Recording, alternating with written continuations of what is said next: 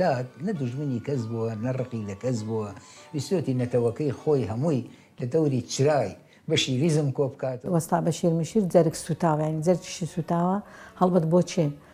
بۆ کورد لەم وەزیرە زلانەوە لە بۆ کێ بۆ کێ هەمووی جێی بێتەوە هەموو خۆشیان بێ هەمووین بێ توی من فيلسوفم وعند الإيجاب شاعرم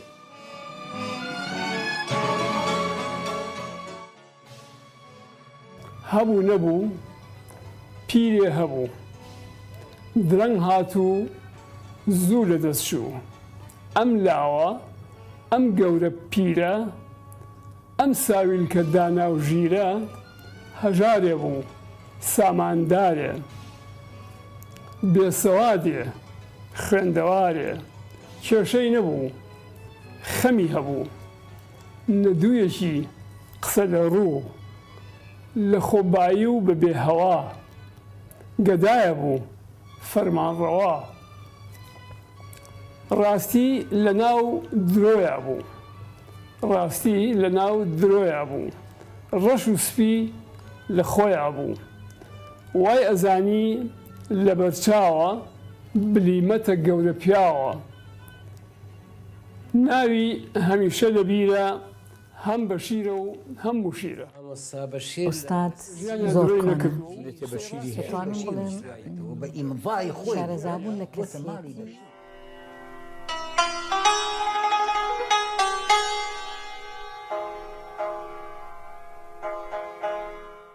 بەشیر موشیر ئەو ناوەی کە لە پاش ژەنگی جیهانی یەکەمەوە تا ئەم ڕۆژگارەی ئێمە یادی دەکەینەوە ڕووبەرێکی زۆر فراوانی یادکردنەوەی لە ناو ڕۆشنبیران نووسەران و ناودارانی کووردا بۆ خۆی دەستەبەر کردووە. بەشیر موشیر یان ئوستاد فەیلسوفی قسەی خۆش و گاڵتە و گەپی پڕواتایە. ئەو هاوکات بیرمەند شاعیر زمانناس ئەفسەر گەڕیدە بەرگدر و دوکانداریش بووە. سەرباری هەموو ئەمانە ئوستاد لە کات و شوێنی خۆیدا گەورەی کورد و کۆڵەکەی پتە بوو بۆ ڕاگررتنی کوردایەتی. بەشیر موشیر زۆرتر لە پێناسەیەک هەڵدەگرێت. ئەو مرۆڤێک بوو فرەلایەن بەڵام بواری پێکەنین و قسەی نەستەقی ڕەنگ بێ لە هەموو بوار و تواناکانی تری سەردەستر بوو بن. زۆرێک لە بەشیریستانی پلەیەک ئەوانەی لەگەڵ بەشیر خۆی ژیاون پێیان وایە کورد هەر هەموو کورد بەشیریستن.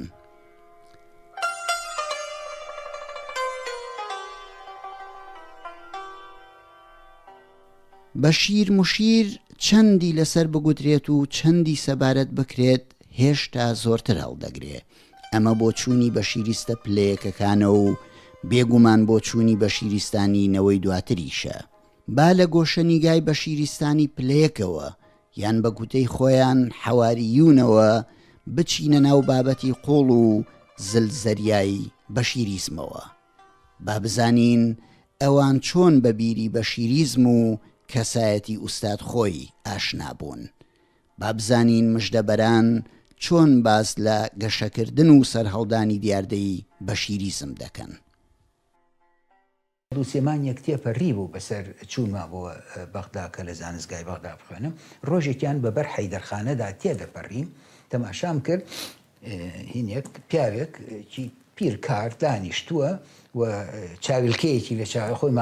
مامۆستا بەشیر موشیر بە چاویلکەی دەگوت مەمڤەرەیەکی لە چاوە بوو ستارەیەکیی لەسەرا بوو دانیشتە بوو و چەند کتابێک بە کتێبێ و کتاب چەند کتابێکی کوردیش دانرابوون. یەکێک لەو کتابانە کتابێک بوو سیپارەی حەقپەرستی. یەکێک لەو کتابانە دیوانی مصباح الدیوان بوو. اینجا کە من تەماشای کتابەکانم نەمزانی کوردە مامۆستا بەشیر تەماشای کتابەکەم کرد نووسی ئەمە ئەوەل کتابێکی عەجیبە بە دەستی بەشیر موشیر نووسراوە. منیش لێم پرسی بە عەرەبی قسەم کرد لەگەڵی کوتی تۆ کە عەرەبی بۆچی کتێبی کوردیت بۆ چییە؟ کوتم نە من عەرەب نیم کوردم بە کوردی بۆچی قسە ناکەی؟ کوتم بەڵێ ببوورە ئەم کتابانە ئەم کتێبانە بەچەندی ئەوە ئەوەلین کتابێکی عجیبە وتی ئەوە سیپارەی حەقبەرستیە بۆی باسکردن ئەمانە کەوتی نەقسەکردن کوتی دەوەرە دانیشتم لە لای خۆی عادەتێکی هەموو مامۆستا بەشی هیچ شتێکی نەئەنووسی بەڵام هەموو شتێکیش نووسینی ئەو فەرمانیەدا بنووسین ئەیگو دەبێ ئەوە بنووسێ وە دەنووسرا یعنی وەکو ناڵێ مەسەلا کون فەیەکون لە کون کەف لە کونێکا شتەکان دەنووسرا اینجا ئەو وەختێکە شتێک ئەو خۆی ئیمڤای بکردە بە ئیمڤا ئەبوو بە ماڵی ئەو ترێ ئەو ئەینی خۆی لە دوای مەسەلا کە من شتێک ئەمریە فەرموو شتێکم ئەنووسی بۆ مەنووسی ئەیگو ئەدە بۆم بخوێنەرەوە بۆ مەخوێنەوە باشم نووسیوە باشم نووسی باشم وت دەوروبەری ساڵی 1990 هاتۆتە دنیاوە و خۆی بە بنەماڵە و ڕەچەڵە خەڵکی سلێمانیە لەبێ کە گاتە تەمەنی هەرزەکاری ئەچێتە دەورەیەکەوە کە لەلایەن دەسەڵاتدارانی تورکیای عوسمانلیەوە وەختە لە سلێمانی کرابەوە دەورەیەکی شژمانی ئەبینێ و پاش دەرچوونی ئەبێ بە زەفتێ وشەی زەفتێ لە وشەی زەبتیەی عەرەبیەوە هاتووە حتا لە میسرە تاوکۆم دوایانش بەکارێ نەهێنا ئەنجا لە کوردی سلێمانیە بۆ بە زەفتێ بەڵام خۆی بە مانای پۆلیسێکە کە دەورەیەکی بینیوە و نەختێ خوێندەواری فێر بووە ئەوانەی لەو دەورەیەدا بوون خوالێ خۆشوان ڕەشید سدقی کە دوا کاری لە حکوومەتی عێراقا قایمقامی هەڵەبجە بوو لە پاشانە بوو بە سەرۆکی شارەوانی سلێمانی و ڕەنگە ئەویش هەر لە کۆتایی شەستەکانە کۆچی دوایی کردبێ ئەو یەکێک بوو لەوانەی کەوا بەشیر لەو دەورەیە لەگەڵیا بووە و هەروەها مامۆسایەکی تری خوارێ خۆشبوو کە ئەویش هەر بەشیرێک بوو بۆ خۆی ناوی حەسەن حلمی بوو و ئەو جاروبار شیعریشی ئەوت و ئەویش زۆر سەرگوزشتەی خۆشی هەیە ئەمانە لەو کەسانە بوون کە من ناویانم بیستووە و لێمەوە بیستون کە لەگەڵ بەشیرا بوون لەو دەورەیە پاژەوە بەشیر ئەگوێزرێتەوە بۆ بەغا لەبەر چه هۆیەک لە لای من ڕوون نییە بەڵام مامۆستا جەلال دەباغ جارێکیان وتارێکی نووسی بوو لە ڕۆژنامەی ئازادی پارتی کۆمونیستی عێراقا لەبارەی بەشیرەوە ئەڵێ گوایە بەشیر لە کاتێکا کە زەفتێ بووە لە سلێمانی بەیانی بڵاو کردوێتەوە دژی دەسەڵاتدارانی عوسمانی لەسەر ئەوە گرتویانە و دووریان خستوتەوە من نازانم تا چ ڕادێک ئەو قسەیە ڕاستە بەڵام ئەوەندە ئەزانم کە بەشیر لە پێش شەڕی جیهانی یەکەمە سلێمانی بەجێهێشتووە ئەو وتوێژەمانە لەگەڵ یەکتری هین هات بۆ پێشەوە نەورۆز هات بۆ پێشەوە چونکە هەر ئەو جارە نەمدی جاری کەش دیم چوومەوە سەردان و ئەمانەی وتی معروف جیاوک جاوەی گو معروف جیاوک معروف بە معروفێک و معروف لێیانەی سەرکەوتن ئاهەنگێک دەکا و لەو ئاهەنگا ئەمین جا بە ئەمن یەگوم من ئەمین لازمە خوتبەیەک بدەم ئەبە بزانم تۆ چیم بۆ نووسیت شتم ئەمر فەرموو بزانم چییە فەرمووی شتێکم بۆ نووسی وەکە چین ئەو ڕۆژە بۆیانەی سەرکەوتن وتی بڕێک ئەمین حاڵم باش نییە دەستی نەخۆشیم هەیە ئەوە تۆ لە جیاتی منی خوێنیتەوە ئێمەنیش کە چوومە ئەوێ وتم مامۆستا بەشیر مشیر شتێکی نووسیوە بە بۆنەی نەورۆزەوە لەبەر ئەوەی دەستی نەخۆشی هەیە بە من ئەمری فەرموو کە شتەکانی بۆ بخوێنەوە اینجا ڕەفیق چالاکیش بە ڕەحمەت بێ لەوێ بوو ئەویش یەکێک بوو لە حەواریونی ئوستاد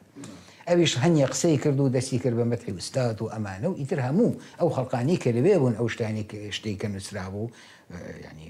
ئوستاد ئەمری فەرموو بوو نووسرا بوو زۆریان پێخۆش بوو و بەشیریش زۆر ئیتر دڵی لەگەڵ من بوو و زۆر ڕازی بوو لێم ئیتر گوتی وەرە سەرم بە منیش ئەچوم بۆ لای لەوەوە ناسیاوەتیمان لەگەڵ ئوستاد دەستی پێ ئەوە سەرەتای ئەو ساڵە بوو کە من چوون بۆ بەغدا ساڵی 51 بوو ماوەیەک لە هێڵی شەمەندەفەر کە لە بەرلینەوە بۆ بەغاخ ینی ئەوەی کە پێڵێن هێڵی بەرلین بەغدا بەگداد بان لە ئەڵمانیاش هەروای پیاڵێن لەوە کاری کردووە لەگەڵ ئەڵمانەکانە لەبەرەوە جاریوە هەبووی دیعاە کرد ئەیگو ئەمین ئەڵمانیم ئەزانی بەڵام ئێستا لە بیرم چوو ئەوەشی ئەوت جاروبار پاش ئەوە وا بزانم کە شەڕ دەست پێەکە ئیتر ئەویش ئەبێ بە سەرباز و هەتا کۆتایی جەنگ سەربازە بێت زۆر چیرۆکیژە گێڕێتەوە لەبارەی ئەو زەبانەوە کە سەرباز بووە بەڵام ئەو نەیەوت سەربازم ئەیگو من لە کولەی ئەرکانی حرب لە ئەستەمبوڵ دەرچوو شاعرێکمان هەبوو حەسەن حیلمی نازان بیستوتیانە شی سەریە ئەگەر مێشێ هاتە پێشێ خۆی هەڵکێشێ منەی کوژم ئیتر تەخمی ساتی هەیە شتی هەیە إذا كان الشعب في أحوال بلبلي فلا بد أن يتبع مهاري حسن فني يعني إن بياوي بلا مقركي لا يأم أبو لباوكم بتمن تربو بلا متر تيقربين الزور بقرمي بلا ماري كان لقل ما مصعب الشيرة يكتريان ما أشكر باوكم بقاطوتي ما مصعب الشير ديارته حسن فني بيون كتاني شعر وأدبه تینا ملافندی ئێمە لە مەدرسە پێکەوە بووین باوکم کەوتە پێکەنین شاری کرد هەڵسا با بڕین هەڵسایم چیوتی دووشتم حەل کرد تم چییە ئەوش خەریک بوو باسی بەشیمان بۆ کرد هاتینەوە وتێلەکەی کە دابەزی بوولی وتی یەکەم ئەوەی بەشیر دایماڵێ ئەمین لە مەدرسە ئەمین لە مەدرسە مەدرسەکەم حەل کرد ئەمانە زمانی عوسویچکە لەگەڵ حەسەن نەفەنیا لە مەدرسە پێکەوە بوو بێ مەدرسەکە چیە لە زمانی عوسمیان زەفتێ بوون زەفتێ دیارە زەبتیەیە زەفتیان پێوت پرەیەکی ترە لە پۆلیسیانی وکو پۆلیس سوارە یا شتێک نازانێکە چییە زەفتێ بوون دەورەیەکیان بۆ کردنەوە بۆی فێری تیپ و ژمارە و ئاواوەک بڵین دەورەی نێشتینە خوێنەواری دەورەی ساڵێکیان بۆ فێری خوێنەواریان بکەنەمانە تا کردیان بە زەفتێ لە چیەوە لە جەندرمەوە یا بیانکەن بە جەندرمە هینەکەیان گۆڕین وتی ئەو مەدرسێم بۆ حەلوچکە حەسەنەفەنی کوڕی گەڕێکی ئەمە هێزانم لەوێ دەرچۆ بوو بە مۆزەف و پێشکەوت دووەمین ڕقی لە ڕەحمەتی ڕەشی سدقی غەفوور بوو کە بوو بە قایم قام ئەوش لەگەڵ ئەوانە هەر لەو جیلەولەوەی نەبوو بەڵام ئەو ڕۆی لە حکومەتی عێراقا بوو بە سەرۆکی شارەوانی سلێمانی بوو بە قایم قام لە چوارتا لە هەڵەبجە لەکوێ لەکوێ پێشکەوت و بە شیراوە پێش نەکەوت لە کۆتایی بیستەکانی سەدەی ڕابردوو بەشیر موشیر دوکانێکی بەرەک درون لە بەغدای پایتەختی عێراق دەکاتەوە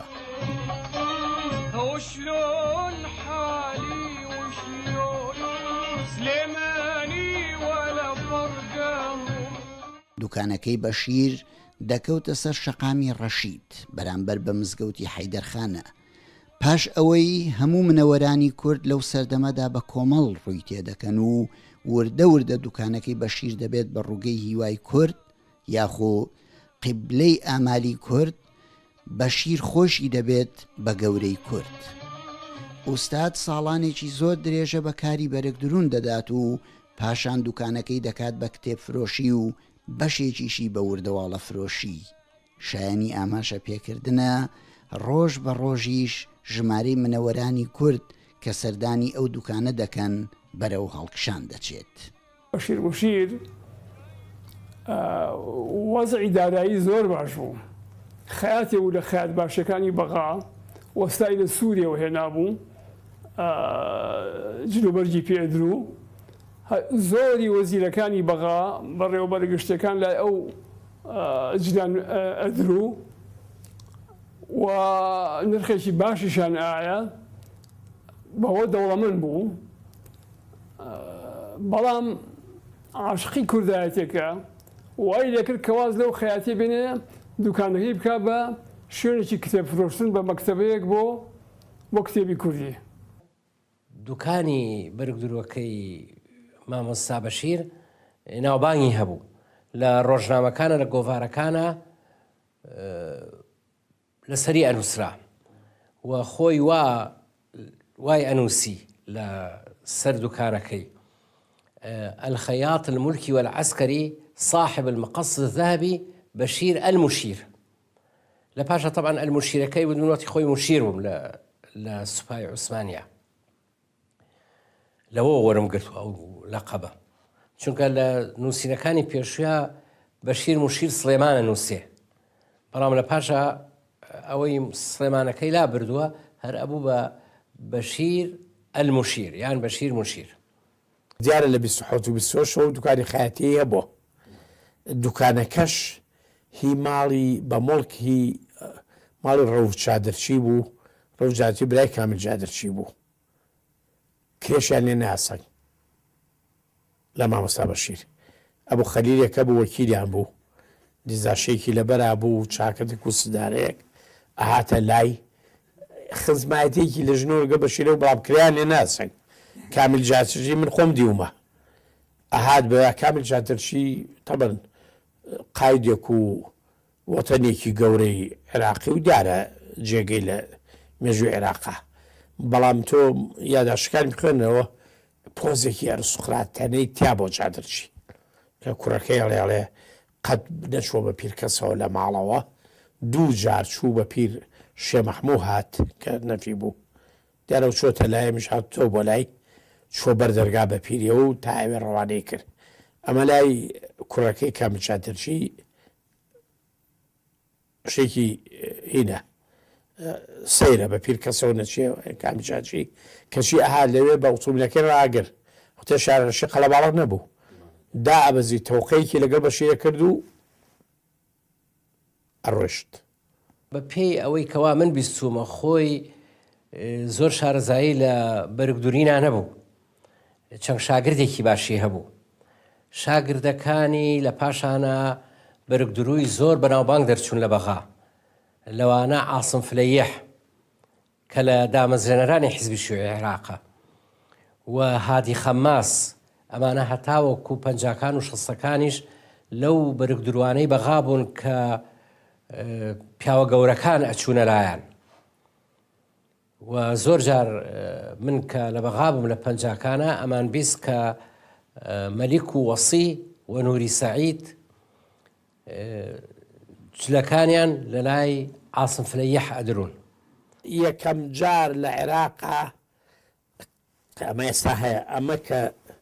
ئەنووسێ ناوی خەیات و ناوی هین و جا ئەمە لای ئێمە لە عێراقا نەبووە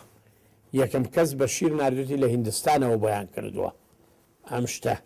ئاوە چا بەکرێت چیە کرێت چ دێ خەیات صاحب المقص الذهبي خەیات مولکی و عسکەری بەشیر موشیر لە ساڵی 52 من دکتۆر کەمال فواد پێش ئەم کاتە هەمناسی لە سلەیمانیەوە بووبووینە هاوڕێ ئەوم دی و ئەویش پێم وتم شتێکی وا هەیە ئوستادێک هەیە و بەشیر هەیە و کتێب هەیە و ئەنجا دکتۆر کەمال حەزی لە خۆنەوەی ئەدەبیاتی کوردیە کرد ساڵی 52 یا گەیشتووە 53 بە تەواوی نازانم مامۆستا عەلاءالدین سوجادی کتێبی مێژووی ئەدەبی کوردی تەواو کردبوو اینجا ئەو خۆی ئەو بە مامۆستا عەلاءالدین یەگوت عەلاگەر بەڵام ئەو وسرەی عەلاگەڕە لەوە دانەهاتوە لە مامۆستا جەمیل بەندی ڕۆژبەیانیەوە کە ئەویش بە شیریستێکی گەورەیە ئەو بە عەلاءالدین یەگو عەلاگەر جا هەژاری شاعیر ئەیگو ئەو گەڕە تەرجمەی دینە چونکە عەلاءالدین مامۆستا ئەو گەڕە تەرجمەی دینە ئەنجا ئەوە دکتۆر کەمال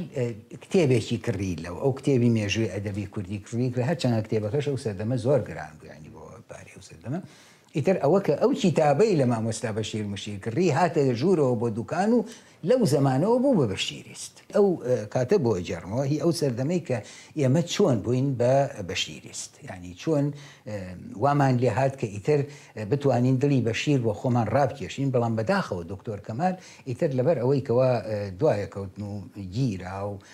بەزم و ڕەزمی بەسەر هات چوو بۆ سووریا و لە سووریش جێی نەبووە چوو هات بۆ ئەوروپا و بەڵام لەو ماوەیەشا کە لە ئەوروپا بوو هەتا ئوستاد مابوو هەر یەکێ بوو لە دەروێشەکانی ئوستاد ینی حەواری دوونیتەوە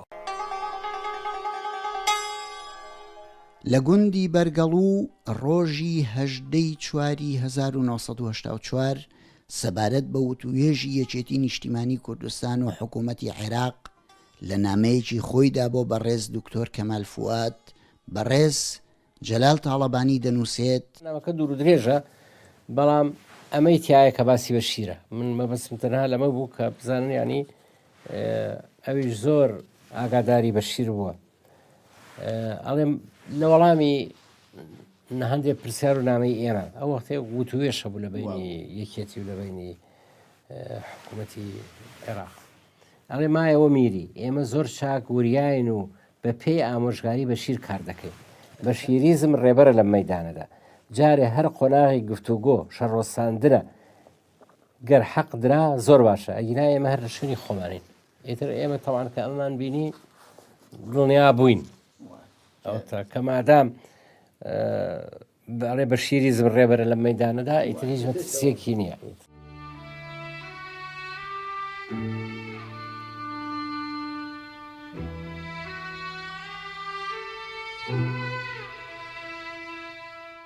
بەشیر موشیر مامجارانی بە یەکێک لە قوتابیەکانی خۆی زانی وتی بەشیر موشیر هات بۆلام وتی منیش تەبعاً هەڵسام لەبەری و زۆر ڕێزم لێ گرت و زۆر بەخێر هاتنم کرد و دانیشتین وتی مەجلیسەکە زۆر قەڵەباڵغ بوو نە من توانیم هەموو قسەیەکی خۆم بکەم نە ئەو توانی هەموو قسەیەکی خۆی بکە وتی کە هەڵسا ڕۆی لەگەڵ یا ڕۆشتم هەتا وەکو بە دەرگا وەکو قوتابێکی دڵسۆزی ئەو وتی دەبێ خستە پەناگوێمەوە وتی نەکەن بەم سەگ بابانە هەڵبخەڵەتێن ئەمانە دوشمنی کوردن و هەرگیز چاوەڕێی ئەوە نەکەن کە مافەکانی میلەتی کورد لەسەر دەستی ئەمانە جێبەجێ بێت وتی مامجار وتی من تا ئێستا ئەو قسەیە هەر لە گوێمە ئەزرنگێتەوە ئەوە یەکێک بوو لە ئامۆژگارەکانی پێم وایە کە ئوستاد هینێکی پەیوەندیەکی بە سلەیمانیەوە هەیە بە هەرحاڵ قەت هیچ ڕۆژێ لە مامۆستا بەشیرم نەبیستوە کە بڵێ من خەڵکی سلەیمانی مامۆستا بەشیر هەموو کاتێ وتوێتی کوردم هیچ ڕۆژێک لە ڕۆژان خۆی نەبەستوە بە شارێکەوە بە گوندێکەوە بە هۆزێکەوە بە تیرەیەکەوە بە حیزبێکەوە یعنی لەسەر و ئەم هەموو شتانەوە مامۆستا بەشیر موشیر کورد بوو و بە بای کوردستان دەژیا دوکانەکەشی کردبووە یانەیەکی سیاسی بچووک یانەیەک بوو کە زۆربەی زۆری سیاسەتکارەکانی ئەو ڕۆژەی کورد لێ کۆ بوونەوە لە وەزیرەکانەوە بیگرە تاوەکو ئەندامانی سەرکردایەتی حیزبەکان تاوەکو کەسانی کوردپەروەر و سەربەخۆی خواست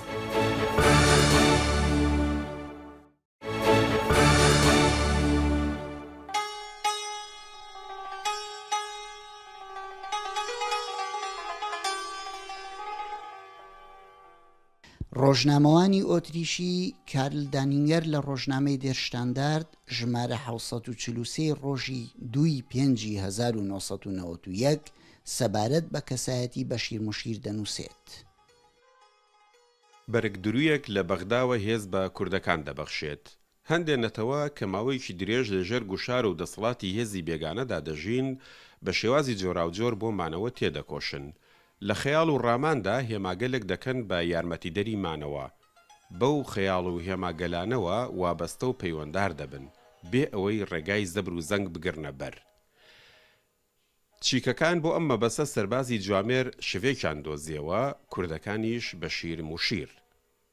وتارەکە لە کاتی کوڕەوی خەڵکی کوردستان 1991 بڵاو کراوەتەوە و ناونیشانی وتارەکە بەم شێوەیەیە. بەرگدرویەک لە بەغداوە هێز بە کوردەکان دەبەخشێت. ڕۆژنامەی دێرشتاندارد لەگەڵ وتارەکەدا وێنەی بەشیری داناوە و لە ژێر وێنەکەدا نووسیوێتی بەشیر موشیر ئەو کەسەی بوو بە هێما. ڕۆژنامەوانی ئۆتریشی کارل دانینگەر لە کۆتایی وتارەکەیدا کە وتارێکی درێژە دەنووسێت ئەو مرد بەڵام ناوبانگی بەردەوام دەژی سەرباری گوشار و چەوساندنەوە کوردەکان بە سەرهاتی بەشیر موشیر دەگێڕنەوە و هەست بە هێزداری دەکەن. ئەوە لە کاتێکە ئەوەی کرد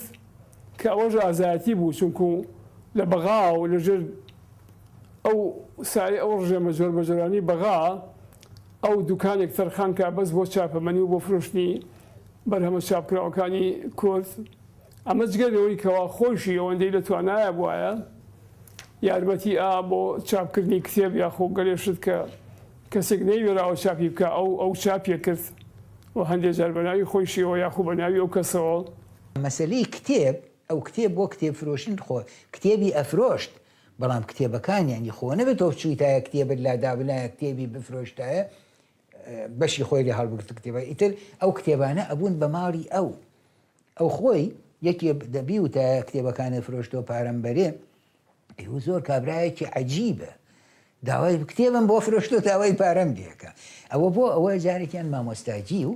هاتبوو بۆ بەغا هێشتا ئوستادی نەناسی بەڵام زۆر کتێبی نار بۆ بەغا ئوستاد دەیفرۆش گۆڤاریە نار بۆ بەغا کتێبی فەرهەنگی نار بۆ بەغا زۆرشتی چاپخانەی کوردستانیانە منیش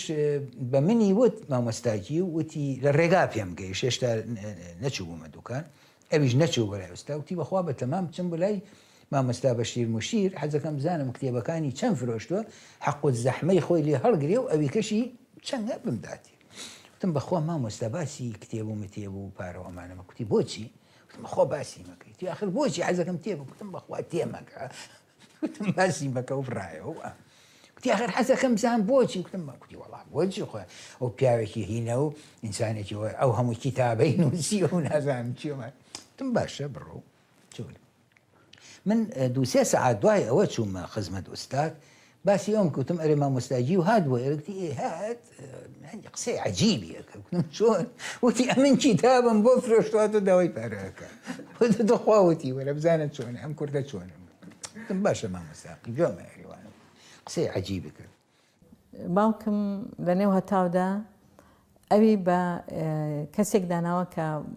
یەکێکە لە باوەڕ پێکراوەکانی هەتاو گۆڤاری هەتاوی داوەتی بۆی بیفرۆشێ ئەو نامێلکانش کەوا چاپی کردو کتێبانەی چاپی کردووە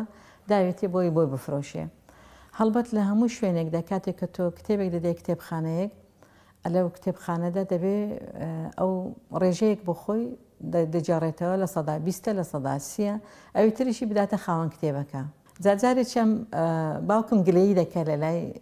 دکتۆر جەمال لەبەس دەڵێ بەشیر مشیر هیچ نادا ئەمە چۆن وا دەبێ ئەویش لی دەپرسێ دەڵێ ئەوە جێموکرانی هاتووە و دەڵێ کتێبم داوە بۆ کەچی پارەم ناداتێ پارەی فرۆشتنەکەی هەمووشی فرۆشتووە دەڵێ جا ئاخە ئەوە چۆن دەبێ من کتێبی بۆ فرۆشم و لە هەمان کاتیشدا من بێم پارەشی بدەمێ مامۆستاجی و هات دانیشت وتم یا حافز یا سەتار وتم ئێستا دروست دەبێتەوەمان و وتی باسی اینجا کاکی خۆیە کرد مامۆستاجی و داماوی مکریانی اینجا مامۆستا بەشیر زۆر ڕێزی داماوی لابوو چونکە داماو وەختی خۆی لە بەغاشی هابوو لە گۆڤاری دەنگیگێتی تازە و ئەو هەموو کتێبانەی نووسی بوو مامۆستا بەشیر ئەیوت هەموو شتێکی ەزانی ئێکوتی تۆ برای خۆتت کردو بە داما و ئەو لەسەر چی داما بوو تێم ناوێنی ئەو مامۆستاجی و ئەویستەی بگەێنێ کە داما و نازناوە لە قەبە ئوستاد نێچۆ عقلی تی تۆ ئەم برای خۆتە کردو بە داما بۆ چی کردوتە بەدام زۆری لەسەر ڕۆی مامۆستاجی وتی کەکە داما و بە کەسێ گەڕێن کە لەوبەری جادەکەەوە وەستا بێ چەند جەمتەیەکی فەقیلی بەدەستەوە بێ وتی خۆشی بوونێ ضعیف بێ و حەمباریشی دەست نەکەوێ و پەیتوکە ینی ئۆتۆمۆبیل پەیتوکەش هەر لێرهاندیان ڕێژی نان بەپەڕ وتی ئەو پیاوە داماوە وتی ئەوە داماوە وتی برای تۆ ئەم هەموو شتێزانی لەسەر چی داماوە تۆ بێم تێم ناگەیەنی وتی زۆر دەمەتەقێ تۆنگ بوو مامۆستاجی ویستی بگەینی و ئەوی شەروە وتی کاکە داما و بە کەسێ گەڕێن کە دۆژمندار بێ دۆژمن هەلێرە هالەمێ بەرە دوایان نابێ و ئەویشت زۆر بندەرەقەتیان نەیە وەگەیشتی بێتە شوێنێک ئاوێک بێ و خۆشی مەلە نەزانێت تا پەڕێتەوە و قوفەشی دەست نەکەوێت قوفە یعنی بەلەم قوفەشی کوتی ئەوە داماوە کوتی ئەتۆ براد مردووە شەیتان دەستی لێ ڕۆ بۆچی دەستی لێ هەڵناگری وەڵڵا ئیتر کەوانەیەک وردە مامۆستاجی بوو بە بەشیریست لەو کە گەڕایەوە بۆ هەولێر بە بەشیریستیەوە گەڕایە ئەم جارە ئیتر هەموو جارێک 50 دانێکی دابیێنار و ئیتر هیچ باسی هیچ نەکرا و ڕزگاوە دیوانی حەجقار ئەوە ئەو حەمالی کوردی کە باسێکم ناڵم شی زۆر لەبەر بوو زیرەک بوو زابتێکی کۆن بوو عقید علی کوردیان پێوە ئەو جا هەم علی کوردێنێکە لە حەمرین وەسێتی کردبی نێژن دوانی گیان یان مدەڕێز بوو ئەم زابت بوو دیوانی پرتەوبەکی هاکاری وازە مابوو بە سادەبادین بەکێ کە چاپیکەن خۆی چاپی ناکرد سەی بوو بەشیر وتی ئەمین تۆ چی وتی ئەمین ئەخە تۆ چی ترجملەی نەبوو ئەمین کاک علی تێگەی کە علیمان پێ وتی ینی کتێبیش بەمە تۆ تی باشە من دیوانێکی حاجقارم بە تۆ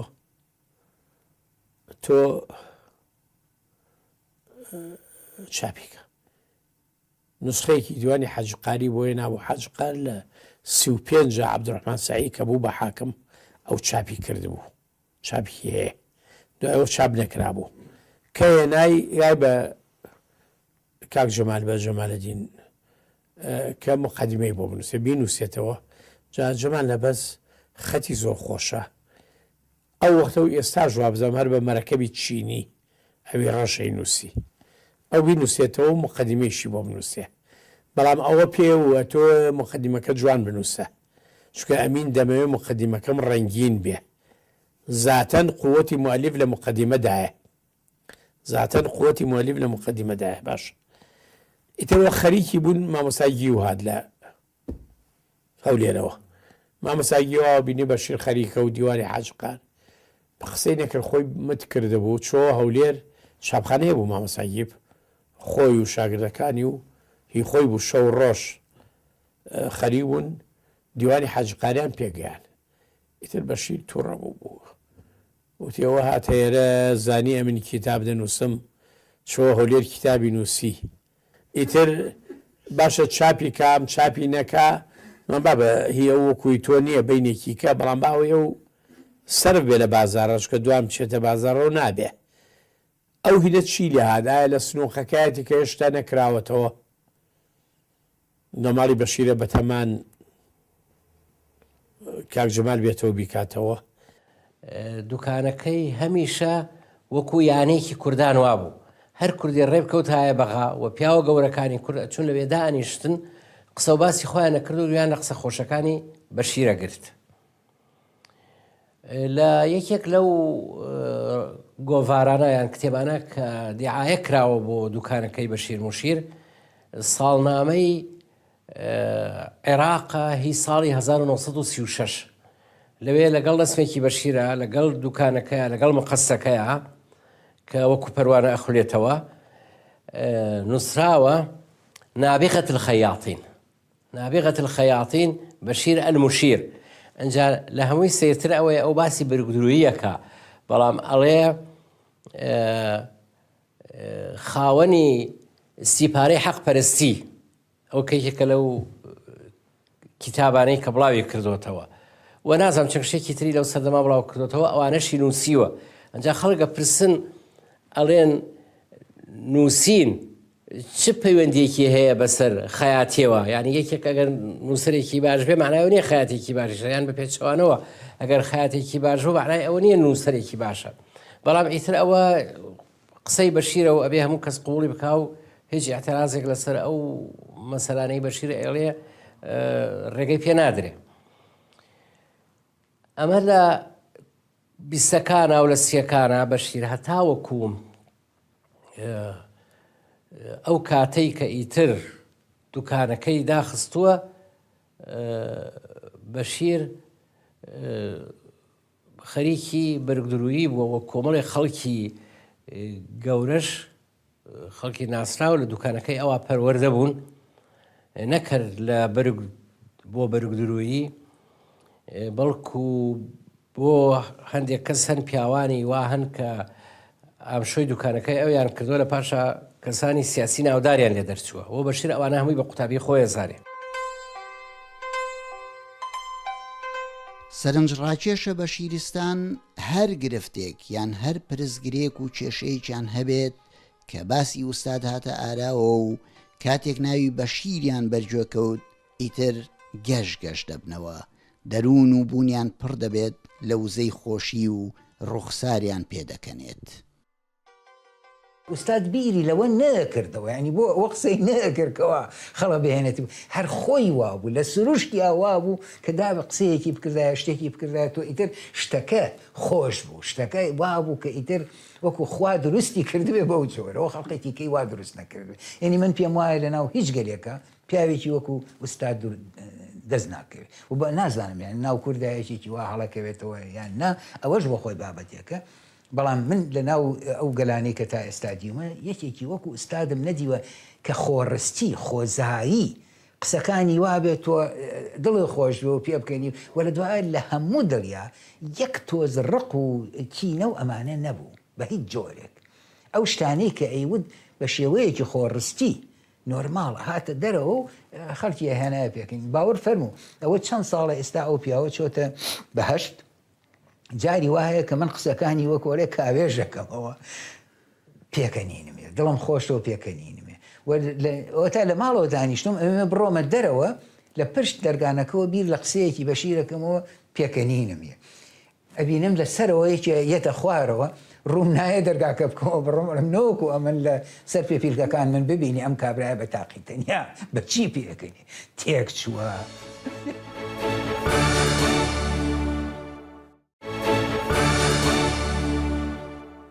حزبی شوێی عێراق لەبەرەوەی کە ناوەندی ئەوان لە بەغا بوو و لە بەغا ژمارێکی زۆر کوردی لێبوو و بە تایبەتی کوردی فەیلی و ئەوانە بە ژمارەیەکی زۆریان دۆستی پارتی کۆمونیستی عێراق بوون خەڵکێکی زۆریان کۆ کردبوو بۆ ئەوەی کە چوونە هەڵبژاردننی یانەی سەرکەوتنەوە ئەوان بیبنەوە و بێگومانیش ئەوانیان بردەوە چونکە دەسەڵات و هێزێکی زۆریان هەبوو ئەو سەردەما و بە تایبەتی لە بەغا هەرچی پارتی دیموکراتی کوردستان و لایەنە سربەخۆکان لەوانەیانی ئەوانەی کەوابیر و باوەڕی نەتەوەی یان هەبوو ئەمایان بەلاوە باش نەبوو وتیان ئێمە ئەمانەوەی یانەی سەرکەوتن کە زیندووەوە وەکو یانەیەکی وا کە بۆ کورایەتی کار بکە ئەگەر بێت و بەدەست هێزێکی نیشتمانی و نەتەوەی کوردەوە نەبێت وەکو هەموو ڕێکخراوێکی تری عێراقی لێ ئەو دەورە نابینێ لەبەر ئەوە هەڵبژاردنەکە دو ئاخرا ماوەی 2-3 مانگ بوو ئەیانوت هەر جەنگ و جیدار بوو لەسەر ئەوەی هەڵبژاردنەکە بکرێ نەکرێت چۆن بکرێ ڕێ بکەون ڕێنەکەون نەگەیشتبوونە هیچ جامێک یەکێک لەو ناوەندانەی کە زۆر ئەو قسە باسانەی لێکرا دوکانەکەی مامۆستا بوو وتیان ڕۆژێک زۆر قسە و باس لەو بارەوە کرا زۆر بە تونند و تیژیش کرا ئەویش بەشیرش خۆی قسەی نەیە کرد هەراوە هەر سەری بەردەمی خۆی کرد و سەری جادەکەی کرد و گوێی لە قسەکانە کرد ئەوان لە تەنیشیان لە پشتەوە دانیشتبوون جار و بارێک ئاوڕێکی ئەیە و قسەیەکی ئەکرد یەکێک لێ پرسی مامۆستا تۆ بیۆڕات چێ لەو بارەیەوە وتی من بیرۆڕام ئەوەیە کە ئەو کەسانەی دەستنیشانەکرێن بۆ دەستەی بەڕێوەبەری نوێ نابێ حیزبی بن وتیان ئاخر مامۆستا ئەوانەی بۆ ئەو کارە دەست دەدەن هەموو حیزبین یان شیوعین یا پارتین یعنی کەسێکی وا نادۆزیتەوە کە حیزبی نەبێت بۆ ئەو کارە دەست بداوتی ناوانیە ئێوە نایزانن ئێوتیان دەباشە تۆ 3 کەسمان بۆ دیاری بکە کە بۆ ئەو کارە دەست بدەن و حیزبی نەبن وتی یەکەم ئیبراهیم ئەحمەد ئیبراهیم ئەحمەد سکرتێری حیزب بوو سکرتێری پارتی بوو وتی دووەم وتی و کوڕە کەچەڵەکەی شێخ نووری ناوی چییە مەبەستی لە بەهادی نووری بوو ئەویش ئەو وەختە ئەندامی کۆمیتەی ناوەندی پارتی کۆمونیستی عێراق بوو ئەوە دوو وتی سێمیش ئەمین شەوێکیان لە هینا لە شەمەنەفەری ژێر ئەرز لە ئوبانا بووم هەر خۆم و لەو واگۆنە دوور و درژە خۆم و کابرایەکی کە لەوێ بووین ئەوە منیش دانیشتم بێرە و پیاوەش بەرامبەرم دانیشت منیش تەنیا بوو ئوبانەکە تۆزێ قسەکانی بەشیرم هاتەوە ئوستادم هاتەوە بیر وەڵا دەستم کرد بە پێکەنی ینی پێکەنی نەکات و کابرا ژوەیەزانی من بەو پێکەنم وتی هەرڕووی تێکردم وتی ئێستا چییە ینی هیچ شتێکی خراپە لە من دیوە هیچ بووە کوتم بام بە تۆ پێ ناکەن ئەوکتی بۆچی پێکەنی چی هیچ بووە کوتم قسەیەکی ئوستادم هاتوو گوتی ئەوە چییە بە ئەڵمانی دیارەوەتی کوتم نەوەت ئەوە شتێکە کە تۆ نایزانی خۆ بە کوردیش وتم بڕۆگوو بە دیماغت و هەر من بە پێکەنی اینجا دوایی ئاوایەکێکۆکو من تێکش بینی یەکێتی سۆڤێت و چین شەڕێکی سارد هەبوو لە بینیانە ئێمە دانیشتوین لە دوکانەکەی بەشیر موشیر تحلیلی ئەومان نەکرد کە بۆ ئەبێ لە بینی یەکێتی سۆڤێتی و لە بینی چینە کاردووشیان دوو وڵاتی شوێعین دوو دراوسێن یەک مەبدەیان هەیە یەک ئامانجیان هەیە بۆ پاشڕۆژ بۆ ئەبێ ئەم خلافە دروست ببێ هەر یەکەمان هۆی ئەو ناکۆشیەمان ئەجێڕایەوە بۆ خاڵێک لە خاڵەکان سایتر خاڵی سیاسی بووە یا ئایدۆلۆژی وایە یا خۆی لەسەر جغرافیا بووە لەسەر بستەخاشێ بووە کە لە بینیانە یا خۆچی لەم بابەتانە بەشیر موشیر وتی نا ئێوە هیچتان نەتانزانین ڕۆحەکەم وتمان شوێ وتی هۆکەی لای منە من نەیزانم وتمان هۆکەی چییە؟ وتی هۆکەی ئەوەیە عیزەدین لە مۆسکۆ بێت چۆن بینی چین و ڕووسێک ناچێت ئەو ئەمە یەکێ بوو لە قسە خۆشەکانی من لە سۆڤێت بووم من لەوێ بووم کە سۆڤێت و چین تێک چوون با پاش چەند ساڵێک لەوەی کە من چوومەتەوێ تقریبان ئەوەی کە دەرکەوت کۆنا تێک چوونیان بەڵام لە 64 ئاشکرا کرا و کێشەکان مام جارە کە پێمان و دووتمان چین و سۆڤێت تێک چوون تێ ئەوە ئەو عزەتە چووە تێکی داون من چوم تێکم ماون جا باشە متوانم چین و سۆڤێت تێکگەم زۆر باشە زۆر گەورەیە بەڵام مام جلال ئەیڵێ لە خەڵکەم نەبیستوە خۆی چکەوە جوابی شتێکی منە کە دەربارەی ئەو ترابۆی ژەوەی دروست کرد باسی ئەوەیەکە کە لە تارانەوە بە پاپۆر چووە بۆ ئەنقەرە یا ئەنقەری ودی ئەستەمۆڵی وت لە کاتی سەفەربەرە مامۆستا معروف خەزنار پێی وتی مامۆستا لە بینی تاران و ئەستەمۆڵە یاخۆ ئەنقەرە بەحر نییە چۆن تۆ بە پاپۆر چویشتووەمانە ئەو قسەکەی ئێمال کرد لەسەر قسەکەی خۆی بەردەوام بوو ئەم جارێکی کە وتیەوە ئەو تووڕە بوو وتی ئاخر مامۆستا تۆڵی من مامۆستام و چویشتووەمانە ئەی تۆ نابێ بزانی کە من باسی ئێستا ناکەم من باسی ئەو ساکەم یعنی قسەکە خۆش بووی تر لەسەر ئەوە لەسەر لەگەڵ دکتۆر مارفیش زویر بوو ئەویش یعنی پێی وتی نابێت تۆ بێ بۆ ئێرەوەمانە و ئەویش بەداخەوە ینی هینی کرد ینی قسەکەی زۆر بەجددی وەرگرت لە ڕاستی ئەو قسەی بە ئێمە بووتایە لامان ئاسایی بۆ هەر چوینەوە بۆ لای و بەڵام دکتۆر مارف بەجددی وەریگرتووە ئیتر ئەویش دەچەوە بەلایە مامۆستا بەشیر هینیە خوارد نانی جۆیە خوارد ئەخر یەکێکە نەخۆشی شەکری هەبێ نانی گەنمی نادێنێ وا دیارە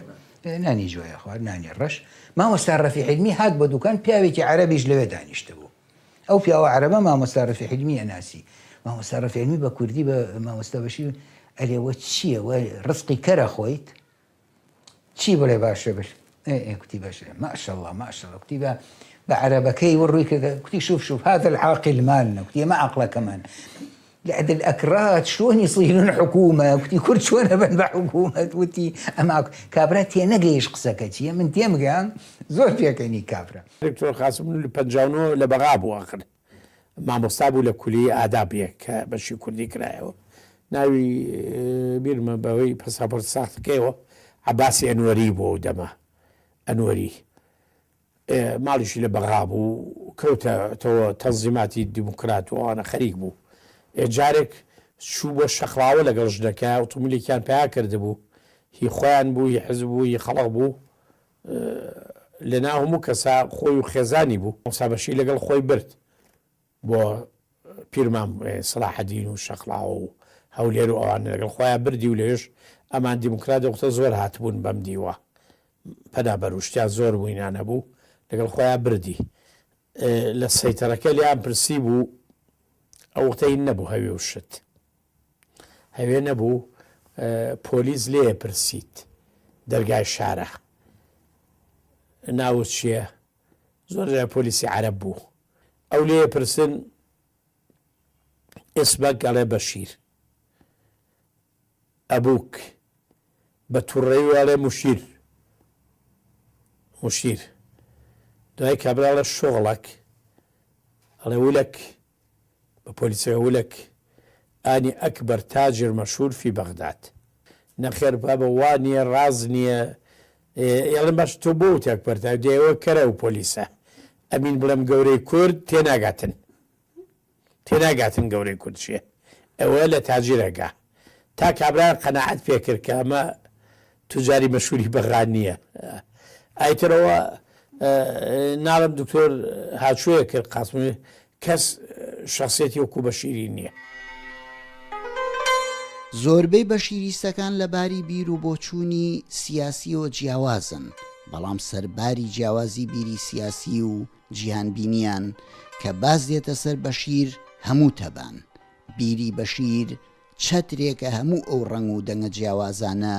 کۆ دەکاتەوە هەر ئەمەیشە ئەفسونی بەشیر و مانەوەی بەشیریزم تاکو ئێستا ئێوارێ بوو سەعاتدا هەر خۆم بە تەنیا لە دوکانی ئوستاد بووم سەعات دەی شەو بوو لە بەغدا ئەو کاتە دەی ئێوارێ سەعات 22 خەڵقەوەنە لە دوکانەوانە نەمانەوە ئەویش هەر دوکانی دانەوە چی هەبوو یەک دوو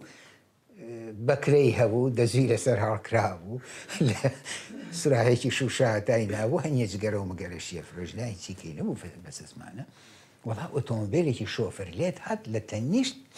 جادەکەەوە وەستا تنیش وەستەکەەوە وەستا هەر لەم لای ئوستادەوە تاشەوان سای قەزاز هاتە خوارەوە بەڵام کەسی لەگەڵ نەبوو لە شۆفێرەکەی زیاتر لە هاژۆرەکەی زیاتر کەسی لەگەڵ نەبوو بەڵێ وەزیری ناوخۆ بوو وەزیری ناوخۆی ئەو سەردەمەی ئەڵمان باوەڕ فەرمو عێراق یعنی هیچ بگرە لە یەکێک بڵین وەزیری دەرەوەی ئەمریکا چەند دەسەڵاتی هەیە ژەومە دەسەڵاتی هەبوو ینی هیچ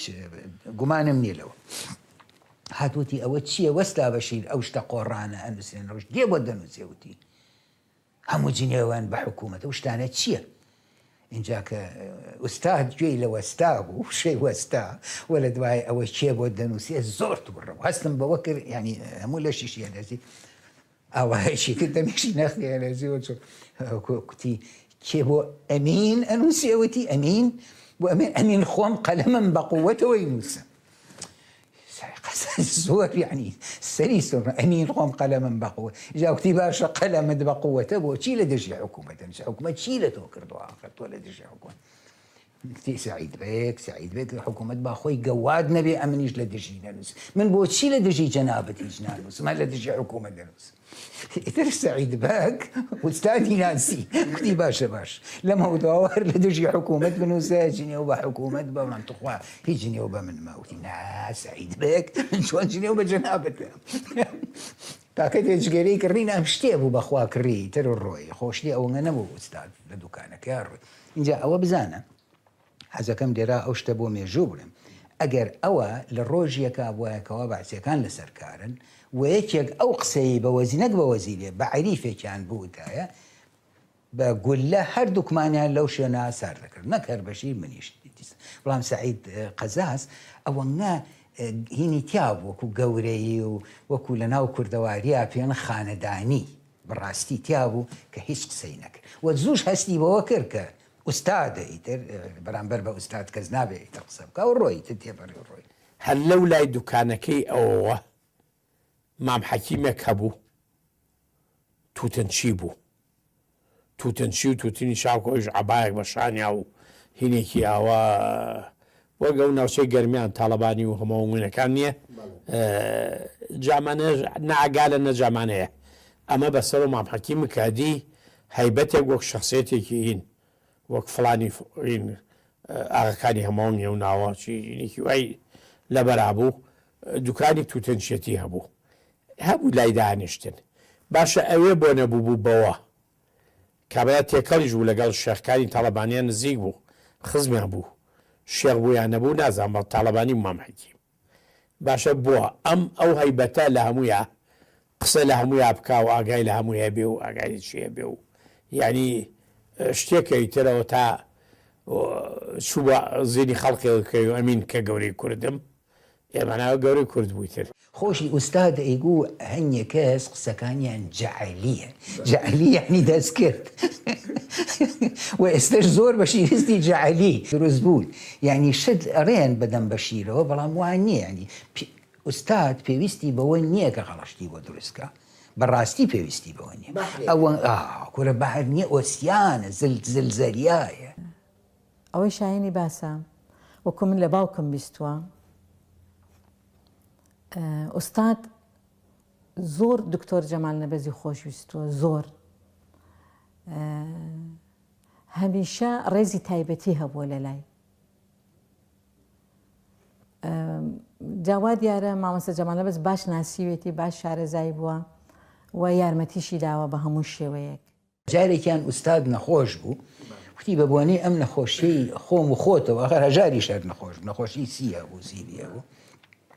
من هشتت پێ ئەڵەن بیکە بە شیعر اینجا ئەوە خۆی لە دوکان ئەوەی کرد بە شیعر دوکانی ئوستاد ئەڵێ بەدەست نەخۆشی زەلیل بوو مدیل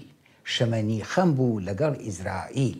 ئەو دەیگوت بەشیر پیری و ناتەوان بەزمان دووی ڕۆژ کۆکی نیشتەوان با نەجاتت دەم لە دەست هەژاری دەردی نەداری مەرگە تیماری گوتم نامەوێ مەرگی بەهاسان دەمەوێ بمرم وەکو پیاو خاسان لەژێر ناکەسدا وەتەن پێخستە بۆ ڕزگاربوونی خوێنی پێویستە دەمەوێ بمرم لە ڕووی مەیدانە خۆم پێشمەرگە بم لە کوردستانە بزانە باسی وشەی پێشمەرگەی کردووە لە کەیە ئەمە لە پەنجاکانە و باسی پێشمەرگەی کردو خۆم پێشمەرگە بم لە کوردستانە داخی غەریبی بەس لە دڵم بێ بە خاکەکەی خۆم ئاو گەڵم بێ باڵێ وەتەن لە دوژمن وەربگرمەوە یانی هەر بژیم قەت نەمرمەوە ینی بەڕاستی شارێکی جوانە شتێکی ینی پارچەیەک دوڕ و زێر